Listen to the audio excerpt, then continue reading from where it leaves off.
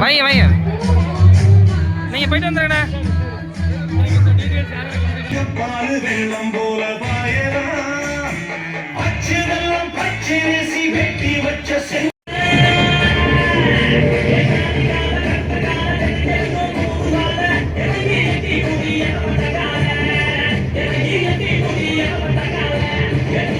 இருந்தாலும் கூட இயற்கையை வென்று இன்றைக்கு சமத்துவ பொங்கல் திருநாளை பட்டுக்கோட்டையில் தஞ்சை தெற்கு மாவட்ட கழகத்தின் செயலில் மாவட்ட கழக பொறுப்பாளர் அண்ணன் பழனிவேல் அவர்கள் வெற்றிகரமாக நடத்தியிருக்கிறார்கள்.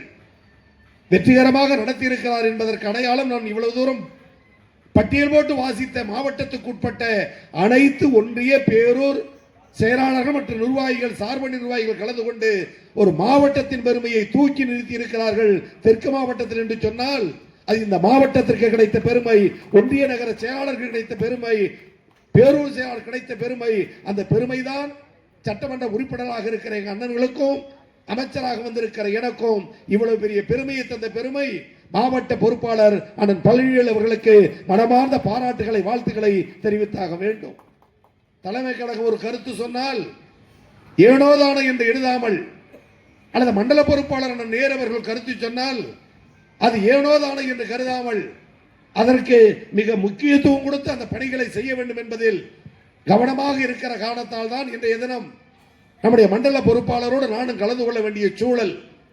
ஆனாலும் நம்முடைய மண்டல அளவில் நடைபெற இருக்கிற மகளிர் மாநாடு, டெல்டா மாவட்ட மாநாடு தஞ்சையில் நடைபெறுகிற பணி, அதை தொடர்ந்து திருச்சி மாவட்டத்தில் அவருக்கு இருக்கிற பணி, அதை தொடர்ந்து நகர்ப்புற வளர்ச்சித்துறை சார்பில் அவர் ஆற்றுகிற பணி, அதை தொடர்ந்து எதிரிகள் செய்கிற அந்த பழிவாங்கல் படலம், இவைகளையெல்லாம் வென்றெடுக்க வேண்டிய சூழல் மாண்புமிகு அமைச்சர் மண்டல பொறுப்பாளர் அண்ணன் KN நேரு அவர்களுக்கு இருந்த காரணத்தால் காலையில் நான் குறிப்பிட்டு சொன்னேன். அண்ணன் சொன்னார் எப்படியும் வருவேன் என சொல்லிவிட்டு 8 மணி அளவில் வர இயலவில்லை. என்னுடைய சார்பிலும் தஞ்சை தெற்கு மாவட்ட மக்களுக்கு வாழ்த்துக்களை தெரிவிங்கள் என்று அண்ணன் KN நேரு அவர்கள் தெரிவித்தார். அந்த வாழ்த்துக்களை இங்கே நான் பதிவு செய்ய விரும்புகிறேன். இங்கே உரையாற்றிய சட்டப்பேரவை உறுப்பினர்கள் அண்ணன் அசோக்குமார் அவர்களும் அண்ணன் அண்ணா அவர்களும் இந்த நிகழ்ச்சிக்கான நோக்கத்தை சொன்னார்கள். மேடையில் உற்று பார்த்தால் உங்களுக்கு தெரியும், பங்கு தந்தை அமர்ந்திருக்கிறார், இஸ்லாம் சமுதாயத்தின் சார்பில் அண்ணன் ஜக்கையா அமர்ந்திருக்கிறார், இந்துக்களின் சார்பில் பல அண்ணன்மார்கள் அமர்ந்திருக்கிறார்கள். நான் அறிந்தவரை தெரிந்தவரை ஒரே மேடையில் எல்லா மதத்தவரையும் உட்கார வைப்பதற்கான உரிமையையும் தகுதியையும் பெருமையுடைய ஒரே மேடை திராவிட முன்னேற்ற கழக மேடையை தவிர வேற எந்த மேடையும் இருக்க முடியாது. நான் சவாலுக்கு சொல்லவில்லை அல்லது மிரட்டலுக்கு சொல்லவில்லை. அஇஅதிமுக மேடையிலே பந்து திங்களை, அஇஅதிமுக மேடையிலே சிறுபான்மை மக்களை, அஇஅதிமுக மேடையிலே கிறிஸ்துவ மக்களை, முஸ்லிம் மக்களை உட்கார வைப்பதற்கான தகுதி அந்த அதிமுகவுக்கு உண்டா? உண்டு என்றால் அவர்கள் பாஜக கூட்டணியில் இருக்கிறார்களே, அதற்கு என்ன பொருள்? எனவே மதசார்பற்ற கொள்கை திமுகவின் கொள்கை, மதவெறி கொள்கை பாஜக கொள்கை. அதை ஆதரிக்கிற அடிமை அதிமுக தமிழகத்தில் ஆண்ட கட்சியாக இருக்கிறது. எனவே தமிழர் திருநாளில் அதிகம் அரசியல் பேசி யாரையும் கொச்சைப்படுத்தி விடக் கூடாது. ஆனால் இன்றைய சூழல், நேற்றைய தினம் தமிழ்நாடு முதலமைச்சர் சொன்னதை போல 2026 தேர்தலில் தமிழகத்தை நாம் ஆள வேண்டுமா, டெல்லி ஆள வேண்டுமா, முடிவெடுங்கள் வாக்காளர்கள் என்று முதலமைச்சர் நமக்கு அறைகோல் விடுத்திருக்கிறார். நாம் நம்மை ஆள வேண்டுமானால் நமக்குரிய ஒரே முதலமைச்சர் அண்ணன் தளபதி என்பதை இந்த பொங்கல் திருநாளில் நாம் சூளுரைக்க வேண்டும். வெளிப்படை அரசியலை சொல்ல வேண்டுமானால் அஇஅதிமுக தலைமையில், பாஜக தலைமையில் ஒரு அணி, அதில் கட்சியோடு பேசுகிறார்கள். பாட்டாளி மக்கள் கட்சி, அதில் ஒரு பிரிவு அன்புமணி ராமதாஸ் பேசி முடித்துவிட்டு பட்டியலை எடுத்துக்கொண்டு எடப்பாடி டெல்லி போகிறார். பேசி முடித்து விட்டேன் இத்தனை இடம் என்று. அடுத்து பாஜகவுக்கு பேச்சுவார்த்தை, அந்த பேச்சுவார்த்தை நடத்துவதற்கும் டெல்லி போகிறார். அமித்ஷாவிடம் ஓடி போகிறார். இங்கு உள்ள நடுநிலையாளர்கள் கேட்கிறார்கள், திமுகவை எதிர்க்கிற அதிமுகவுக்கு தலைமை அதிமுகவா பாஜகவா?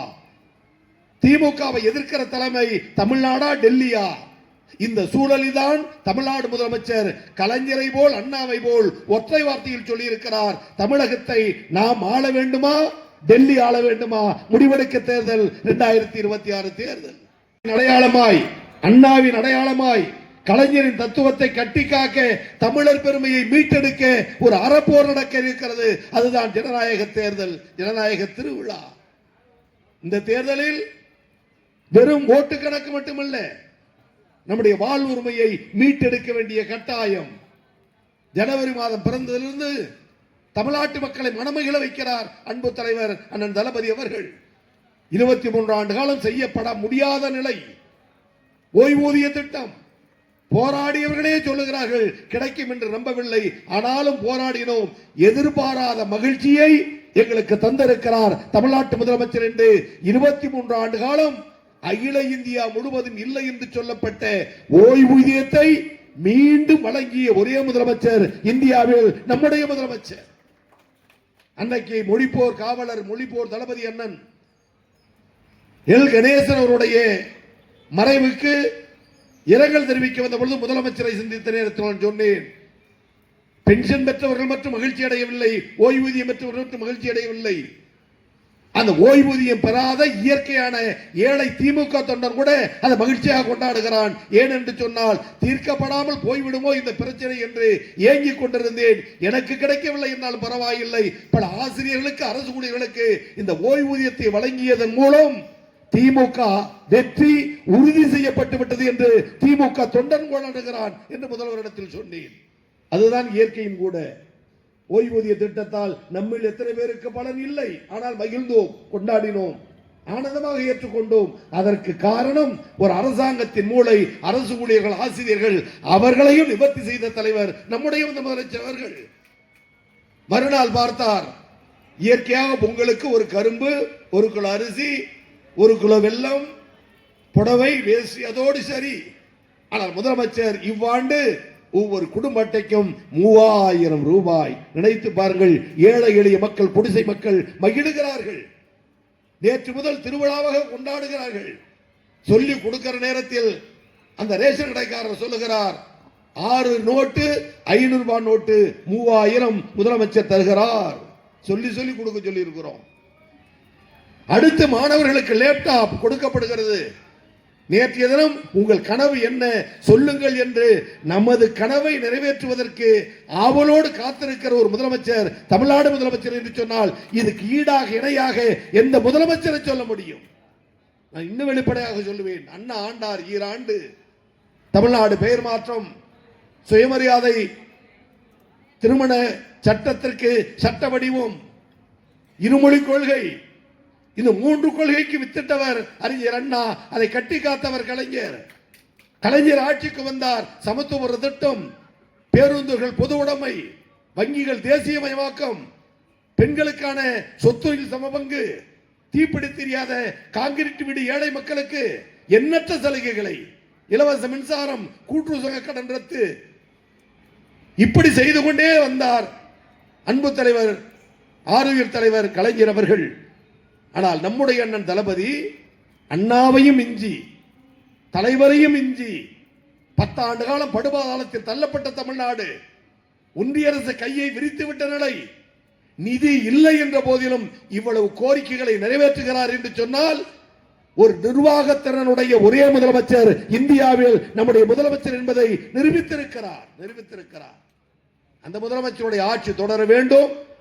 அதற்கு இந்த பொங்கல் திருநாள் துணை நிற்க வேண்டும் என சொல்லி அனைத்து தரப்பு மக்களும் வந்திருக்கிற காரணத்தால் தமிழர் திருநாள், பொங்கல் திருநாள், வேளாண் திருநாள், உழவர்களுக்கு நன்றி சொல்லுகிற திருநாள், இயற்கைக்கு நன்றி சொல்லுகிற திருநாள். அந்த வகையில் பொங்கல் திருநாள் வாழ்த்துக்களை சொல்லி அனைவருக்கும் நன்றி கூறி முடிக்கிறேன். நன்றி, வணக்கம்.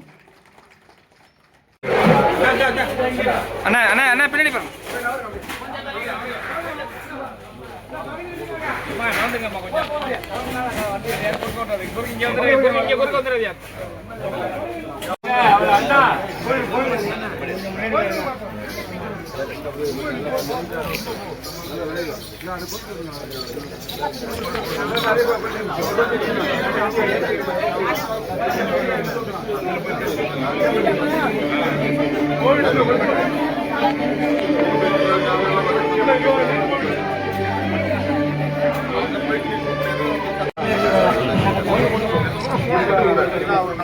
கொஞ்சம் வைடு வாங்க தலைவர், பின்னாடி வாங்க, பின்னாடி வாங்க.